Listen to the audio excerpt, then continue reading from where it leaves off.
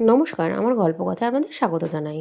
আজকে কাঠের জালে আমার যা দুপুরবেলাতে রান্না করছিল, তাই ভাবলাম তোমাদের সাথে ভিডিওটা শেয়ার করি।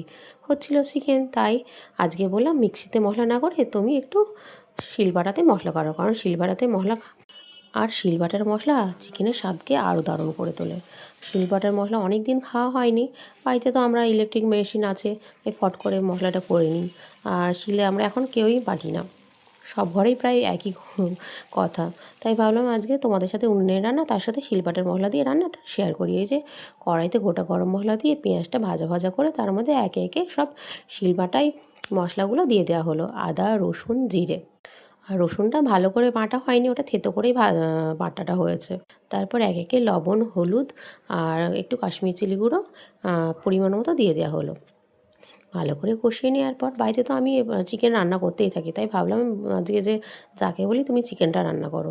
এবার এখানে 1.5 কেজি মতো চিকেন আছে, সেটাকে দিয়ে ভালো করে কষিয়ে নেওয়া হলো। তাই বললাম তুমি আজকে রান্নাটা করো, একটু মুখের স্বাদটা পাল্টাই। এই চিকেনটা কষানো হয়ে গেছে, এবার জল দিয়ে ঢেকে দেবো।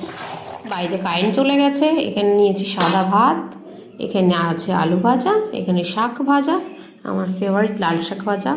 অন্যান্য শাকের তুলনায় আমার এই লাল শাক ভাজাটাই বেশি ভালো লাগে রসুন ফোড়ন দিয়ে। এখানে আছে মুসুর ডাল পাতলা করে, পেঁয়াজ ছাড়াই রসুন ফোড়ন দেওয়া। আর এখানটাতে আছে বাড়ির সজনে ডাঁটার তরকারি, বাড়ির কাছে সজনে ডাঁটা হয়েছিল, তারই তরকারি, আলু দিয়ে বেগুন দিয়ে একটা মাখা মাখা সবজি। বাড়িতে বাচ্চাদের অনেকের খাওয়া হয়ে গেছে, আমরা বউগুলো দুটো বাকি আছি। এই যে চিকেনের লাল লাল ঝোল পাতলা করে। আজকে বেশি মশলা দেওয়া হয়নি, অল্প মশলাতেই বাটা মশলার শিলনোড়ার পাতলা করে চিকেনের ঝোল হয়েছে। দারুণ হয়েছে কিন্তু খেতে, আজকে জমিয়ে খাওয়া হবে আজকে দুপুরের লাঞ্চ।